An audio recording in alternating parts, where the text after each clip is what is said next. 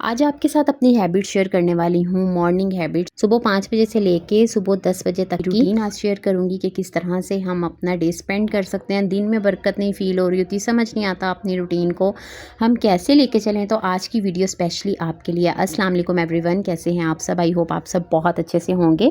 मेरी सुबह हो जाती है 4:30 बजे और मैं उठ के सबसे पहले नमाज़ वगैरह अपनी पढ़ती हूँ, जो कि बहुत ज़्यादा ज़रूरी है। आपके घर में खैर व बरकत के लिए बहुत ज़्यादा ज़रूरी है।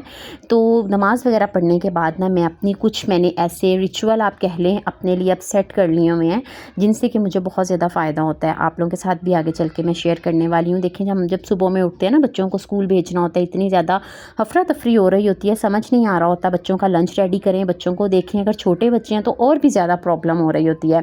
तो अगर आप भी 1 घंटा बच्चों को स्कूल भेजने से पहले या 1.5 घंटा पहले उठ जाएँ तो आप बहुत आसानी से तमाम तर चीज़ें मैनेज कर सकते हैं। खैर, नमाज़ वगैरह पढ़ने के बाद यहाँ पे मैं आपको दिखा रही थी कि जब हम देखते हैं ना, सुबह होती जब हम देख रहे होते हैं तो ये इतना अच्छा फ़ील करवा रहा होता है ना ये टाइम, और इतनी पॉजिटिविटी आ रही होती है। और यहाँ पे परिंदों को देखना, वो किस तरह से खाना वगैरह खा रहे होते हैं, और मौसम इतना खूबसूरत हो रहा होता है, दिन का आगाज़ हो रहा होता है। तो ये चीज़ ना एक ब्लेसिंग के तौर पे होती है, इसको अल्लाह की एक निशानी के तौर पे देखा करें। तो बस मैं इसी तरह से करती हूँ। नमाज़ वगैरह पढ़ने के बाद ना मैं थोड़ा सा वॉक वगैरह करती हूँ, या इस तरह से ना सीढ़ियों पे बैठ जाती हूँ। और सामने हमारे जो है ना वो पार्क मैदान टाइप्स है, तो वहाँ पे मैं देखती रहती हूँ, परिंदे आ रहे होते हैं वहाँ पे। और मतलब देखती हूँ मैं मखलूक को कि देखिए किस किस तरह की मखलूक है। ये परिंदे भी तवक्कुल के बिहाफ़ पे सर्वाइव कर रहे हैं। तो इस तरह से ना ये है कि हमें भी मोटिवेशन मिलती है। थोड़ी-सी मैं वॉक ज़रूर करती हूँ सुबह उठने के बाद। तो मुझे याद है आज भी ना, जब हम छोटे होते थे ना, हम पार्क हमारे घर के पास होता था, वहाँ जाते थे तो वहाँ पे एक अंकल आते थे जो सुबह में डेली वॉक करते थे। और जब हम उनके पास से गुज़रते थे ना, इतनी प्यारी सी कोई खुशबू सी उन्होंने लगाई होती थी, वो आ रही होती थी। और वो हम जब जाते थे ना तो हम अपनी दादी के साथ जाते थे, तो वो अक्सर हमें ना कैंडीज़ देते थे ताया के साथ, और अपनी ना दादी के साथ जाते थे। तो उस टाइम पे बुज़ुर्ग भी सुबह जल्दी उठते थे, नमाज़ पढ़नी, कुरान पाक पढ़नी, वॉक करना। तो ये सब चीज़ें ना बचपन से ही अल्हम्दुलिल्लाह से हम अपने घर में देखते आ रहे हैं, और ये चीज़ें अभी तक हमारे साथ चल रही हैं। तो मुझे सुबह उठने में कभी भी दिक्कत पेश नहीं आई है। उसके बाद जैसे प्लांट्स वगैरह, इनको मैं देख लेती हूँ। मतलब इस तरह से आधा पौना घंटा ना मैं अपने साथ थोड़ा सा टाइम स्पेंड करती हूँ। ये आपके डे को इतना अच्छा बना देता है ना। आप देखें, बिल्कुल सुकून होता है ना, बच्चे जाग रहे होते हैं ना, घर में कोई होता है, सिर्फ आप होते हो, और आप अपनी एनर्जी जो है ना, जो इनर एनर्जी होती है, आप एक तरह से उसको चार्ज कर रही होती हो। तो ये टाइम थोड़ी सी कोशिश किया करें कि 1 घंटा पहले ज़रूर उठ जाया करें। इसका फ़ायदा ये होगा, आप नमाज़ भी पढ़ लिया करेंगी, और साथ ही साथ ना आपकी जो टाइम है ना, वो ऐसे आपको नहीं लगेगा जैसे घड़ी भाग रही है। अब ना मैं आपके साथ एक और चीज़ शेयर करती हूँ। ये आपको ये पर्सन नज़र आ रहे होंगे, 2-3 दिन पहले ना ये यहाँ पे हमारे मैदान में आए हैं। पता नहीं अब ये कहाँ से आए हैं।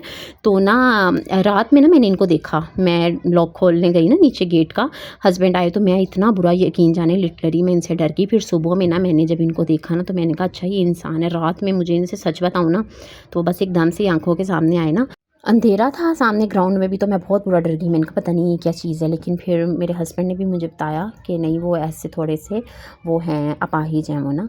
तो लेकिन हम इन चीज़ों को भी देखते हैं ना जब अपने इर्द गिर्द लोगों को, तो आप यकीन करें दिल करता है सजदों में गिर जाएं, और उठने को दिल ही ना करें कि लोग किस किस तरह से ज़िंदगी गुजारें, और हम अल्लाह की किस किस नेमत का शुक्र अदा करें। खैर, अभी यहाँ पर जो है ना वो 6 बज चुके थे, और मैंने बच्चों के लंच की तैयारी स्टार्ट कर दी थी। लंच भी अगेन जो है वो मैंने लिखा होता है कि मैंने क्या क्या लंच देना है, उसके अकॉर्डिंगली मैं होमवर्क जो है ना वो कर लेती हूँ। क्योंकि मुझे पता भी, अगर आपको हो ना कि आपके बच्चों ने सुबह क्या लंच लेके जाना है, तो भी बहुत आसानी हो जाती है। आपको जो सोचने में टाइम वेस्ट होता है ना, वही आप वो मेकिंग टाइम हो जाता है। तो आज मैंने ना बच्चों को फ़्राइज़ देनी थी, तो यहाँ पे बस मैंने ना फिर लंच की तैयारी स्टार्ट कर दी। अब फ़्राइज़ मैं पकने के लिए रखूँगी, फिर मैं बच्चों को उठाऊँगी। 6:15 के करीब बच्चों को उठाती हूँ, 15 से 20 मिनट में बच्चे रेडी हो जाते हैं, और रिक्शे वाला आ जाता है, फिर वो चले जाते हैं। ये है कि मुझे इस तरह से हबड़ दबड़ नहीं होती। मेरे तमाम तर काम जो है ना वो तसल्ली से हो रहे थे। क्यों हो रहे होते हैं? क्योंकि मेरा जल्दी उठना और मेरा टाइम सेव होना ना मुझे सपोर्ट करता है इस टाइम में। नहीं तो आपने मोस्टली घरों में देखा होगा कि बहुत ज़्यादा हबड़ दबड़ मची होती है। तो बस यहाँ पे देखें, बड़े साइज़ के आलू की फ़्राइज़ ना बच्चों को ज़्यादा पसंद है। तो अब मैं इसमें सिंपली बस कॉर्नफ्लोर ऐड करूँगी, और साथ में मैं इसमें नमक डाल के ना तो मैं इसको फ्राई होने के लिए रख दूँगी। तो इसी तरह से आप लोग भी सुबह में उठने की कोशिश करें। और इसके अलावा एक और चीज़ जो मैं सुबह में करती हूँ ना, जब आप वॉक कर रहे होते हैं या बैठे होते हैं, कोशिश किया करें कि उस टाइम पर सिर्फ़ और सिर्फ या तो आप दुरूद शरीफ की तस्बीह तस्बीह एक निकाल लें, या फिर आप इस्तग़फ़ार जो है ना उसको जितनी दफ़ा पढ़ सकते हैं ना आप पढ़ लें। मैंने तो ये काउंटर लिया हुआ है, मैं इसी पे ही कर लेती हूँ। 700 टाइम मैंने काफ़ी रील्स में भी देखा है, वीडियोस भी देखी हैं कि अगर आप अपनी जायज़ हाजत के लिए इस्तग़फ़ार पढ़ते हो ना 700 मरतबा, तो वो चीज़ अल्लाह पाक बहुत जल्दी कबूल करता है। और वैसे भी जब इंसान उम्मीद और अल्लाह की ज़ात पे तवक्कुल रखता है ना, तो फिर हर चीज़ आपके नसीब में ना लिख दी जाती है। बेशक कुछ चीज़ों में अल्लाह पाक लेट ज़रूर करते हैं, लेकिन जब वो चीज़ें हमें मिलती हैं ना तो फिर हमें समझ में आता है कि नहीं, इसमें भी कोई बेहतरी थी और इसके पीछे अल्लाह पाक की क्या हिकमत थी, फिर वो हमें समझ में आती है। तो मेरा तो अपनी लाइफ के एक्सपीरियंसेस से ना इतना तजुर्बा हो गया है ना कि मैं अगर दुआ मांग भी रही हूँ, वक्ती तौर पर वो नींद ना पूरी हो रही होती, आप यकीन करें आफ्टर जो उसके इम्पैक्ट होते हैं वो मुझे इतने अच्छे से समझ में आती है ना कि फिर चेहरे पे एक स्माइल होती है और समझ आ जाता है अच्छा अल्लाह जी इसमें ये हिकमत थी। तो इसलिए तवक्कुल जो है ना वो अपने अल्लाह की ज़ात के ऊपर बहुत ज़्यादा रखा करें और ज़्यादा से ज़्यादा कोशिश किया करें अल्लाह की पाकी बयान करते रहा करें। तो ये बहुत ही ज़्यादा पावरफुल चीज़ है, घर में भी बरकत रहती है इससे, और आपकी ज़िंदगी में भी बरकत रहेगी और बच्चों की ज़िंदगी में भी बरकत रहती है। और इस्तग़फ़ार जो है ना ये वैसे भी हर एक चीज़ के लिए बहुत ज़बरदस्त है। ये सिर्फ ये नहीं है कि हम अपने गुनाहों की माफ़ी मांगते हैं, ये बहुत से और दरवाज़े खोलता है, रिस्क के दरवाज़े भी खोलता है। ये खैर जो है ना उसको बहुत ज़्यादा अपनी तरफ अट्रैक्ट करता है। अच्छा, यहाँ पे मैंने ना खैर हस्बैंड को बोला हुआ था कि मेरे जो बेटा है ना उसका न्यू बैग आना है, तो यहाँ पे रात में ना वो बैग लेके आ गए थे, और अभी क्योंकि वो सो गया था रात में, उसको मैंने दिखाया नहीं था, तो अभी मैं उसको दे रही थी कि इसमें अपनी आप बुक्स वगैरह ना डाल लो, क्योंकि पीरियड्स होते हैं उसके अकॉर्डिंगली बच्चे लेके जाते हैं बुक्स।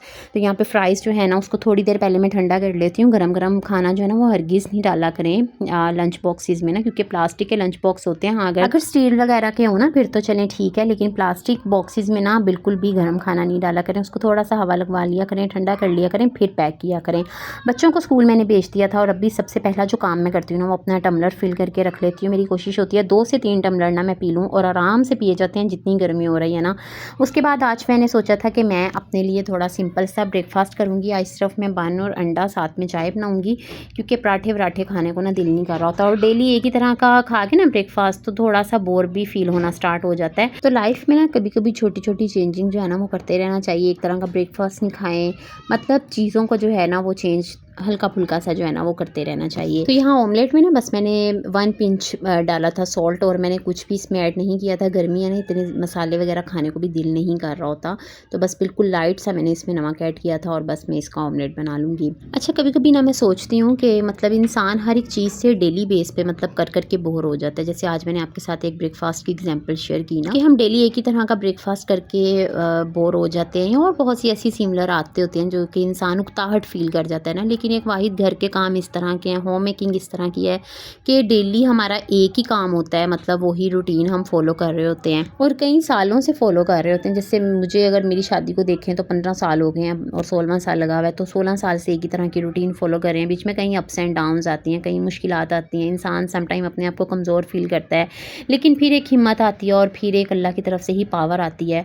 और मतलब ये है कि ज़िंदगी गुजारने की जो जद्दोजहद है ना वो मुसलसल इंसान इसी कोशिश में लगा रहता है जीने के लिए ना, तो हम इस चीज़ से कभी भी बोर नहीं होते हैं। हाँ, ये है कि सम टाइम ऐसे होता है कि हम अपनी रूटीन वगैरह में थोड़ी सी चेंजिंग लेके आ जाते हैं कि चलें यार आज इस तरह से नहीं, आज इस तरह से अपनी रूटीन सेट कर लेती हूँ, मगर काम तो वही होते हैं ना, तो हम इस चीज़ से क्यों बोर नहीं होते तो ये चीज़ हम डेली बेस पे उसी तरह से रिपीटेडली कर रहे होते हैं। बिल्कुल इसी तरह से हम सब अपनी ज़िंदगी में किसी न किसी मुश्किल से भी गुजर रहे होते हैं। किसी के घर के मसाइल होते हैं, किसी की माली परेशानियाँ, किसी की सेहत, और किसी के रिश्तों के इम्तिहान होते हैं। लेकिन एक बात ना मैंने हमेशा ये चीज़ अपनी लाइफ में नोटिस की है कि आसान ज़िंदगी जो है ना वो कभी भी मजबूत इंसान नहीं बनाती है। जैसे अगर लोहा आग में ना जले तो वो मजबूत नहीं बनता है, और अगर इंसान आजमाइशों से ना गुजरे ना तो मुझे लगता है कि उसकी शख्सियत भी मजबूत नहीं होती है। कभी कभी अल्लाह पाक हमें ऐसी सूरत हाल में डाल देते हैं ना जहाँ हमें लगता है कि अब कुछ नहीं हो सकता है, लेकिन वही वक्त आपको अंदर से जो है ना वो ताकतवर बना रहा होता है। और ऐसे लोग जो ज़िंदगी में बहुत कुछ बर्दाश्त करते हैं ना, मुझे लगता है कि वो दूसरों से ज़्यादा समझदार हो जाते हैं, और वो दूसरों से ज़्यादा सब्र करने वाले हो जाते हैं। तो ये चीज़ भी इंसान की ज़िंदगी में ना बहुत ज़्यादा नॉर्मल होती है।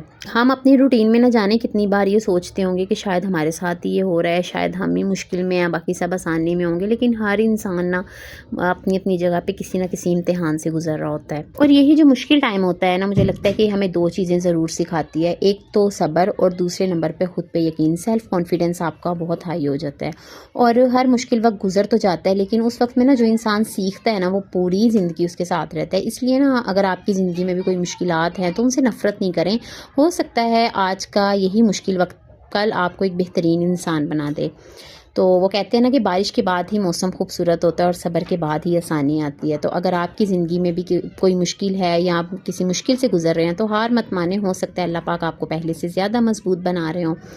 तो मुश्किलात तो देखें वक्ती होती है, लेकिन इनसे मिलने वाली ताकत ना हमेशा इंसान के साथ रहती है और वो इतना आपको मज़बूत बना देती है ना, मतलब अगर आप एज़ अ वुमेन मुश्किलात को बर्दाश्त करी हैं तो आप आयरन लेडी बन सकती हैं। तो ये चीज़ मैंने अपनी लाइफ से एक्सपीरियंस की है कि इंसान जो है ना वो बहुत ज़्यादा मज़बूत हो जाता है जब वो अपनी लाइफ में अर्ली एज में बहुत ज़्यादा एक्सपीरियंसिस कर चुका हो। आप क्या कहते हैं इस बारे में ज़रूर बताइएगा। ये मेरा अपना पॉइंट ऑफ व्यू था जो मैंने आप लोगों के साथ शेयर किया कि मेरी बहुत सी बहनें ऐसी हैं जो मुश्किलात हो सकता है फ़ेस कर रही हों या क्राइसिस उन पे आए हों, हस्बैंड की तरफ से थोड़ी सी हो परेशानी। तो सब्र जो है ना वो आपको बहुत कुछ सिखा देता है और चीज़ों को टाइम देना सीखें, सब्र करें उन चीज़ों पे, तो इंशाल्लाह बेहतरीन फ़ैसला जो है ना वो ज़रूर होता है आपके हक़ में। अल्लाह पाक सबके लिए आसानियाँ करे। खैर जी, बैक टू द रूटीन। तो अभी यहाँ पे फिर मैंने नाश्ता वगैरह करने के बाद ना किचन टॉप एक दफ़ा क्लीन कर लिया था, स्लैब मैंने, और उसके बाद ना मैंने वाटरमेलन मानो को तरबूज काट के दे दिया था क्योंकि वो सो के उठ गई थी। तो उसके बाद मैं आ गई थी क्लीनिंग करने। क्लीनिंग से पहले ना ये है आलू प्याज आए हुए थे और मैंने ना पहले इतना लेके आलू और प्याज रख लिए थे जिसमें से बहुत ज़्यादा ख़राब हो गए थे क्योंकि अभी इतनी गर्मी पड़ी है ना। तो अब मैंने इसलिए ना ज़्यादा नहीं अब मैंने लेने हैं, बस इतने मंगवाऊँगी कि बस 5-6 दिन जो है ना वो हो जाया करें क्योंकि गर्मी में ना बहुत मुश्किल हो जाता है इनको ना इस तरह से रखना। हाँ, ये चीज़ मैंने देखी थी एक वीडियो है किसी तरह से ही कि वो फ्रिज में आलू और प्याज रखनी थी। मुझे पता नहीं क्यों लेकिन मुझे ये चीज़ अच्छी नहीं लगती है कि मैं फ्रिज में आलू और प्याज रखूँ। चलें, आलू की तो समझ आ जाती है, वॉश करके उन्होंने रखे थे आलू, लेकिन प्याज की स्मेल नहीं आएगी दूसरी सब चीज़ों में। तो अगर आप में से कोई रखता है तो भी मुझे बताना, लेकिन मैंने तो खैर ऐसा नहीं कभी भी किया है। लेकिन अगर अब आगे चल के अगर मुझे हुआ फ़ील तो मैं देखूँगी कि मैं जो आलू है ना उनको वॉश करके फ्रिज में रख लिया करूँ ताकि एटलीस्ट जो ख़राब हो रहे होते हैं वो तो ना हो, क्योंकि मैं तो वैसे ही रिज़्क ज़ाया नहीं होने देती हूँ और मेरा इतना दिल को कुछ होता है क्योंकि ये रिज़्क के लिए ही देखें ना आप, हमारे घर के जो मर्द हैं वो कितनी मेहनत कर रहे होते हैं।